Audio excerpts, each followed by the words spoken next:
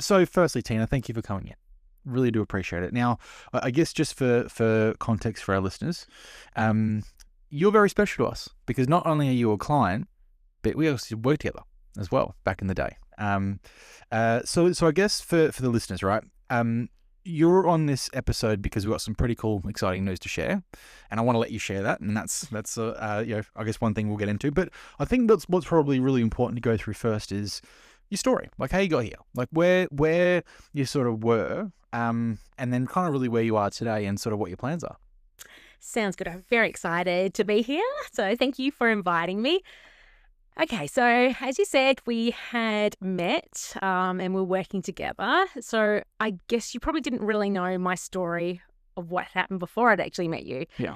And I was in a pretty terrible place at the time because my marriage had ended. So I found myself being a single mum. I had 2 teenage boys. I wasn't working. I had a big, beautiful house and a massive mortgage. And I was in a lot of financial trouble. So I had to go back and get a part-time job. And that's where we would have met. And I also, it was okay because it was paying the bills, but that's all it was doing. So I was just basically living week by week, trying to pay off this mortgage, trying to look after my kids, but that was it. So what I had decided was, because I had this really big house, I thought I've got some bedrooms. Why don't I rent them out to international students? And I converted a loft into a bedroom for one of my boys and the theatre into another bedroom. That was probably the hardest decision I had to make because teenage boys, they didn't understand. And they said, "Mum, why are you doing this? Why are we living with strangers? Why have I given up my bedroom?" They were so angry at me. And I pretty much felt like they hated me at the time and that I was this massive failure as a mother. And it was really tough, Corey. It's the toughest thing and decision I had to make in my whole entire life, but we were just surviving. Yeah. What else was I meant to do? And that's sort of like where you came into the picture. And then we sat down, we talked about how I can get out of this situation so I can have, my house back without these students, have my kids in their room and have them happy again. But most importantly, set up a financial future, a better future for me and a better future for them. And that's when we started working together. We worked out a strategy, we worked out a plan, and eventually got to the point where I didn't have to have international students living with me, and my boys got their bedroom back, and my life completely and utterly turned around. You're amazing. You helped walk me through step by step. It was so easy. It got my life on the path to where it's meant to be, and that led me to where I am now. And I want to share my story of the financial struggle, but also of the other struggles that I had to go through personally. And that's led me to be an inspirational speaker and setting up a community for women called Removing the Mask. And for those women that are listening to you today and they feel that they don't belong, they don't fit in, they're a failure as a mother, I'm hoping the story I'm just about to share with you will help them. Oh yeah, it's there's a lot to unpack here, which is what we're going to do, right? But I think the first thing, I grew up with a single mum, for a lot of years, and I can remember resentment that I had towards her at certain points for decisions, and as a kid, you don't really understand it. You don't understand why she's doing what she's doing. This is one of those things that your kids can look back on and realized, holy shit, she was doing that for us. If you're overwhelmed by property investing, you're not alone. Most people waste months researching the wrong suburbs, stressing over inspections, and second-guessing every decision. Motivate Property cuts through all of that. We analyze the data, shortlist the strongest opportunities, inspect on your behalf, and negotiate so you don't overpay. The result is simple: a property that actually performs and moves you closer to financial freedom. Learn more at motivateproperty.com.au. Yeah. You know what I mean? Whereas at the time, and I get it. I was on the opposite side to you. And then one day as a parent, I might go through the same thing where my kids point the finger at me and it's like, what the F are we doing? Yeah. But it is for the greater good.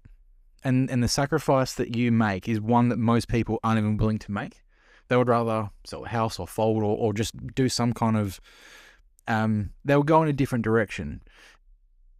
And for the most part, probably an easier direction than what you did. It was scary. Like I said, it was the hardest decision. But I put my faith in you and look where I am today. So I'm very happy that I did that. But at the time, it's like I was lost. What am I going to do? And I needed someone to just guide me. And you came into my life at the right time to guide me in the direction that I needed to get into. So a big thank you for that. No, look, this is what we do. And you know, I do want to say what we're going to talk about shortly. This is our goal as a team, right? It's not about helping people just become rich and wealthy. Like, sure, that's great. Yeah, and fantastic. Love it. Cool. But it's about putting you in a position where you can actually focus on the change you want to make in the world. That is what really inspires us, you know, and that if there was like a way to like wrap that up as a product and sell it, but that's what we want to sell. So when you said you went through some issues, because I was looking at your LinkedIn the other day as well, and I saw something about you know, when you're kind of going through this problem, like you had some like eating disorders and stuff. Like, to tell us about that. What happened? Yes, sorry. It's just recently, actually, I've found the courage to share my story about my eating disorder and also the late diagnosis of ADHD. So we'll start at the very beginning. So we'll take on the journey of how it all started and led me to this point now. So it would have started in my high school years. So I was at a all-girls school. Fun. Yes. And lots of fun. I guess, you know, I grew up in the Italian background, so we didn't go out a lot. So pretty much isolated. It was only really our community that I hung out with. So I didn't really think about myself as being different until I got to high school, because there was like hundreds of girls there. And I really didn't become aware of my body until I was at high school, where, you know, a passing comment from someone or a little snigger from someone really started to weigh on me and play in my head in those high school years. And that's when it started. But when things really got terrible and the eating disorder started is when I was 16. So all girls school. We were having a school production and we had our brother's school come over to be part of it. And we had to pair up. So I had paired up for a boy, and we're doing a dance routine, and he had to lift me up, not quite dirty dancing. But anyway, I was doing all the steps, making sure I didn't step on him. I thought, you know, I'm doing okay here. And I was running late to rehearsal one day. And as I'm coming into the wings, I overheard him and saw him talking to one of the other girls in the production. And he said to her, "I do not want to be Tina's dance partner because she's too fat to lift." My whole entire world fell apart. Yeah. Whether you're buying your first home or third or fourth investment property, Motivate Finance Team has you covered, finding the best lender to fit your needs. And here's the truth. If you haven't reviewed your lending in the last 12 months, you're probably overpaying. Banks reward new customers, not loyal ones. We review your structure, compare lenders, and build a finance strategy that actually supports your long-term goals. Whether you're refinancing, upgrading, or building your portfolio, your lending setup matters more than you think. Visit motivateproperty.com.au/finance to get started. At that day, I just stopped eating. I probably didn't eat, a month and a half, 2 months or something like that.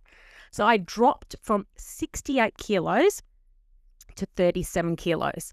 I was dangerously thin. And I just got in my head, I'm never, ever going to eat again.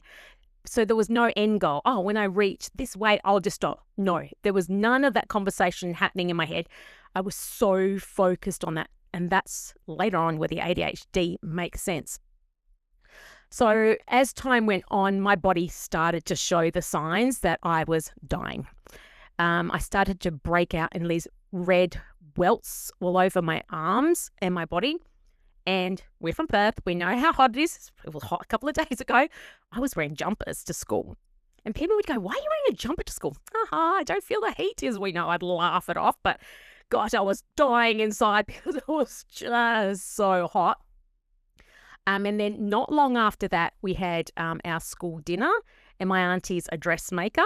So I got her to make me a dress. Oh gosh, it was, blue with frills on it. It was hideous. At the time I thought, oh, I look so good in this. But it was absolutely terrible looking back now.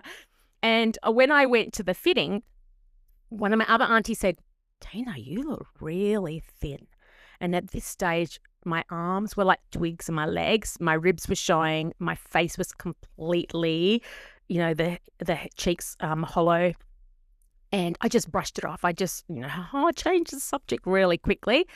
But in that whole time, from 68 kilos to 37 kilos, nobody said a word. Not my teachers, not my family, not my parents, not my friends. That was the first time that actually somebody had noticed that there was something seriously going on. But nothing else was said after that. So then we had the school dinner. I had dressed up, my makeup on. And I thought, a long time, I actually looked at myself and thought, I look really good. I didn't see this overweight, unhappy, depressed girl that I thought I was when that boy said that to me. So we had photos, and a couple of days later, photos, no one has, wasn't digital back then. So it arrived in the envelope, and I sat on my bed so excited to open the photo. And then when I opened the photo, I was in shock. I just stared at my face, what felt like forever. And my eyes were sunken, my cheeks were hollow, and the face looking back at me was not my own. And then a thought popped into my head, my body is dying. And I don't know what it was or what made the shift, but I started to eat again from that point. When I'm talking about eating again, it was barely enough to stay alive. Then I went to university and I got involved in the gym and martial arts. So I was really training a lot because, in my head, if I train, I'm going to keep the weight off. But that forced me to eat, which is a good thing. So I started to put on a little bit more weight because I was eating to be able to perform in that level. Then I met my husband, I got married, I had kids. And then I'm really happy to say that for the 3 years in between that time, I've had my kids and been pregnant, I didn't starve myself. So I was back on track. Life was good. Eating, happy with the kids. Then I had a birthday party and I invited all my family and friends, and somebody took the video. And the next day I sat down and watched the video and broke down crying because all I could see on the video is, oh my gosh, I have put on so much weight. That triggered 8 years of vicious 8 years of either starving myself, obsessed with dieting, really obsessed with dieting, living off caffeine. I would just drink 5 cups of coffee a day, and that was my fuel. But because it was bitter, I'd put ice cream in it. Affogato? Yeah, so I was making affogato. I was living off that. Oh my gosh, I was jittery. I was a nervous wreck. It was not a good time. So that happened for 8 years. And then in that time, my marriage broke down. But also in that time, it's really a terrible thing to say, but there was so much self-harm going on. There was so much toxic thoughts going on. I was not being kind to myself or my body. It was like I was punishing myself, and all I could think was the words that boy had said to me, and that kept playing over and over in my head, and that fueled me to keep going on this really terrible downward spiral of my life crashing by starving myself and everything else I was doing to myself. And then in 2008, again, my marriage ended, so I had to find a part-time job, and I did that as working for a chiropractor. And his friend from Canada had come over And we were told we needed to go and attend his wellness talk. And I thought, I don't really want to go, but the bosses told me to go, so I better go. So, and I remember this day so clearly. It was in October 2008 because I had decided to start starving myself on that very day because I put on weight and thought, how am I going to lose this weight? So I sat right at the back of the theatre.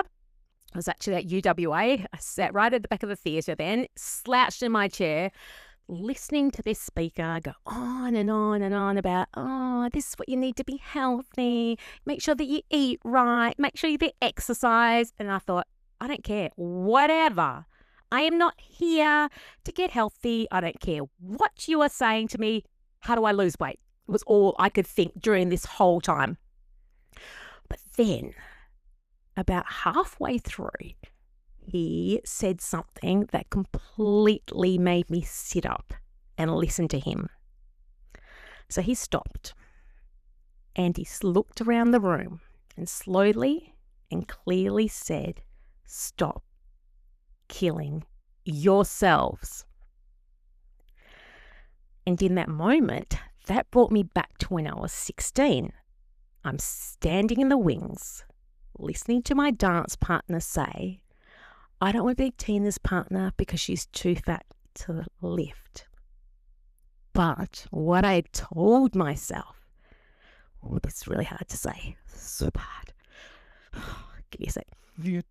What I told myself and carried for all those years was, Tina is too fat to live. And that's when I realized I was killing myself. And that comment completely and utterly changed my life. I got a new insight into what I was doing. And from that point on, I then went on this journey of self-discovery in understanding later on about the late diagnosis of ADHD, I was masking the whole entire time. I hid it from my family. I hid it from everyone. I put on this face. I'm happy. I'm bubbly Tina. Nothing's going on, but masking the whole entire time. So then I had to find my true authentic self. And so I started going to places where I could be that. And one of them was my gym. My coach loves me there. I get to be my fully self-expressed, amazing Tina that I am at this place. And then I thought, okay, that's good. But I need to reconnect. I need to reconnect with my purpose and my mission. So I started volunteering at the Children's Hospital. You can't hide yourself when at the Children's Hospital. You have to be your true self. And then I no longer do that, but I volunteer with St. John's as an ambulance officer. So I'm out there helping people, saving lives, giving back to community, which is like finding that purpose and meaning in life. But even after I'd done all that, I still was not being kind to myself. The way that I spoke to myself had not changed. And so then that was the last piece of the puzzle, was how to be kind to myself, how to make sure that, I look after myself. And in that journey has brought me, so took a long time. It was from 2008 until now. And everything that's happened, being financially secure, gave me the confidence of not having to worry about my finances. Because like you said, it's not about my finances. So I could let that go. I know it was in your hands. I could trust you that my finances and my future is set up. But I was missing, where's my purpose? I need more the life than just having money, because that meant nothing to me. So, and that's what got me started on the journey and the thoughts of, I need to share my story, because in 2008, he saved my life. If I can do that for one other person, then my mission and everything I've gone through and been through would be worth it. So that's why I'm starting my journey now as an inspirational speaker. I have set up my community called Removing the Mask. And like I said, for women who may have a late diagnosis of ADHD, or feel they don't belong, or feel that, they don't fit in, please listen to this.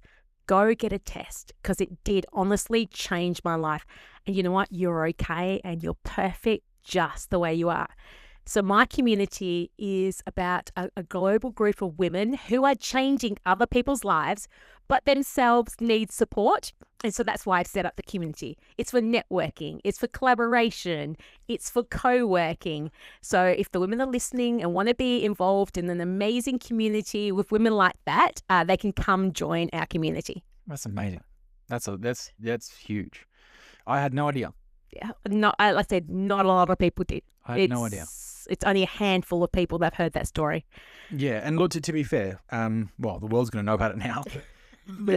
Like, there's a lot to say here. I think probably the first thing to say is how important it actually is, particularly as teenagers. What you say has power. Mm-hmm. And just look at your life overall. One comment has completely altered your life, which is absolutely freaking insane, really. Yep. You know what I mean? But at the end of the day, it's like you're now better for it. You know, and you're the difference that you're making now, like the world's going to be a better place. You know, for all the shit that happened and the hell that you've gone through. You know, the power of the self-image and what that actually does to you subconsciously is, I mean, you're a testament to how insane it actually, like how much power it actually has. But the fact is, it's like not only have you taken yourself on, which most people aren't willing to do. Most people aren't willing to get on a camera and tell the world at where they went wrong. Yeah. They try and hide that shit. They try and suppress it. Yeah, and they move out in the world making more of a mess than they even realize. You know, you're not doing that. That's freaking awesome. Thanks, Corey. You know, but it also takes a shitload of courage. A shitload. You know, and that's the kind of courage that I've got goosebumps right now. Like most people, they can't even comprehend having that kind of courage. So that's something that I think that's really powerful, T. It really, really is. And you should be really proud of what you're doing. You really, really should. The change that you're going through now is a change that so many people I speak to, like they're on the opposite. They aren't willing to take themselves on like that, and then it just prolongs and it makes it worse, and then they start passing that trauma to their kids and so on and so, and it's just it ruins society. I wish people had your attitude. Honestly, like we would live in such a better place if people were willing to just take themselves on and just deal with it. You know what I mean? That's really cool. That is really, really cool. I mean, it's a crazy story, but my hat goes off to you. It really, really does. You know, but like I said as well, it's, you know, I think now that, you know, the baseline money worries are kind of gone, it gives you the ability to focus. It gives you the ability to actually focus on what's really important to you. And, you know, just like us, like what's important to you is making a difference to other people. It's making an impact. As far as I'm concerned, it's the only real thing that we're here to do. You know what I mean? So actually having the ability to now focus on your purpose and making that difference, that's the shit we love. Absolutely. That's a wild story. I'm kind of blown away. To be honest with you. But it's also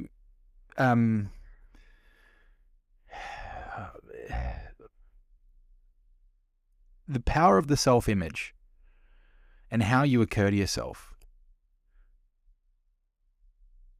That you even think about throughout history, right?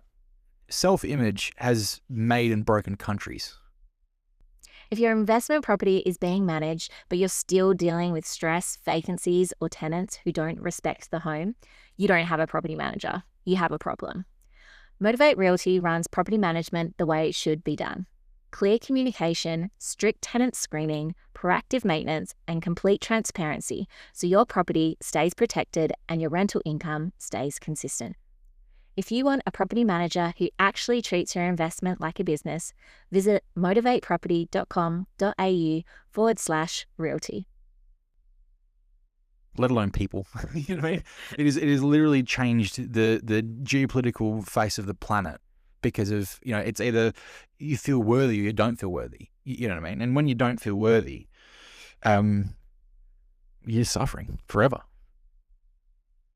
And it's being vulnerable enough to actually acknowledge that you're suffering and do something about that. Most people can't do that. It took me a long time to get here, but I'm so clear on my mission, and that's to inspire hope and healing in women and get them to choose their life, their authentic self and their authentic life. Because, I've lived through it. So there is hope. There's recovery. There is. And I just want to, I just want to inspire women. Mm-hmm. And so that's why I've set up my community. That's why I want to, do my talks. Because like I said, I just need to help one person. Yeah. That one person was me. Yeah. And that's my mission and that's my goal. I'm pretty confident just in this show you will be helping people for sure, let alone the work you're going to start doing, which is really, really cool. So tell me a bit more about like what the plan is. So you're going to host like live events. Is that the idea? So because the internet and, has COVID, I think, changed the whole entire world, that everything's online now. So I'm open to having anywhere around the world, honestly, present my keynote, which is Claim Courage, Removing the Mask, and in person. So if someone wants me to fly me to Eastern States or around the world, I'm happy to do in person in Perth. Probably do a lot of online because, like I said, the world has gone that way. And then I run my community, which is Removing the Mask. And I've set up, it's a paid community that women can come join and they get the support and networking with other women. So it's really about, it's removing the mask because I want them to come and be their true, authentic selves. But it's a community that's positive and supportive. We're there to really, push forward and create a better, brighter future for all women. Yeah. So that's what the community is set up for. So that's my plan moving forward. And so I'm really super excited about what's to come. And like I said, it took me a long time to get here, but everything happens for a reason. And it's the right time to really, I think 2026, everyone, not just women, are looking for community. We're sick of the same thing. We're sick of, this idea that you have to be perfect and you have to have your mum mask on, you're a teacher mask on, and we're done with that. We're done. We want something new, and that's what 2026 is going to bring for a lot of people, and that's what I think is a great time to be sharing my message next year. Yeah, I love that. And I mean, on that topic, right? COVID definitely changed the game. It completely, most people nowadays are living online, Yes. and the online life is probably, for a lot of people, bigger and more important than the actual real life, which is kind of sad. It is. But it's unfortunately the world we're in. And at the same time, we've got more knowledge on the planet. We've got more, easier access to more knowledge than we've ever had throughout history. We've got practically an encyclopedia on our freaking phone. And yet, we live in a mental health epidemic. Mm-hmm. Go figure.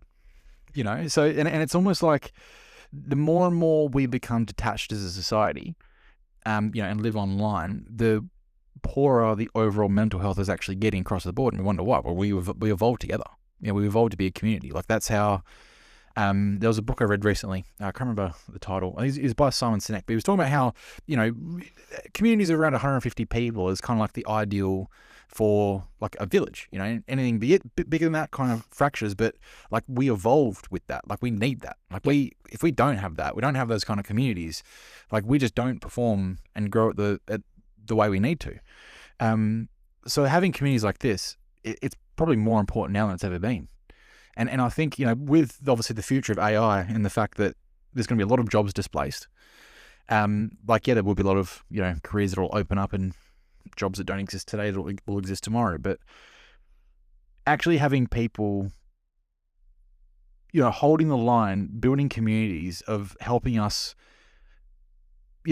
grow each other and strengthen, the community within, I think that's going to be one of the most needed jobs in the next 3 to 5 years. It really will be. It's kind of crazy the world we're heading towards, but I think these are the kind of differences that really do make a big change. And that's the vision for my community, is exactly everything that you've just said, is that, as a woman, I need to surround myself with other amazing women, and that's what I will attract into the group. Yeah. So super excited to have anyone come along and join our community and just change the world. Yeah, that's very cool, T. Very, very cool. And so where can people find you? Like, whereabouts? Like, is it mainly on, like, when you say online, is like website, socials, or where can they find you? Yes, so my website is just about to be launched, so it is, watch this space for that. So currently, if they want to reach out to me, they can email me at info@tinainspireshope.com, or I'm on Instagram, which is Tina Inspires Hope. And like I said, the website is coming, which will be www.tinainspireshope.com, coming soon. Love that.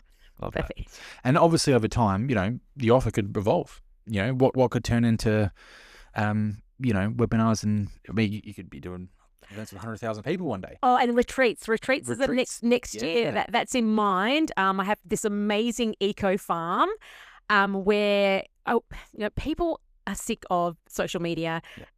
And this place has almost no Wi-Fi. Great. So that's coming soon. Like next year, I'm in the process of setting this up, where I'm going to have women come together. They're going to be off the grid. They're going to be out camping. They'll be connecting with Mother Earth and connecting with women. So yes, like you said, it's going to grow. There's so much potential. But I think the next step will be having that retreat a couple next year in this most amazing place, which is only 90 minutes from Perth. So it'd be fantastic. Amazing. Hell yeah. This is very exciting. This is very exciting. No, like I said to you, watching clients like you and friends like you, for that matter, like, take themselves on and grow this way. Like, this is very inspiring. This is really, really cool. And look, I'm sure just this conversation today, like, this will help people. I mean, just the nature of this show is designed to try and help people. But having stories like yours, where I'm sure that there's people listening to this who've been through stuff that's similar, but they're just not willing to take themselves on, or they don't have the confidence or the inspiration of what people like you can provide. So I think it's, very inspirational, T. Very, very cool. They're not alone.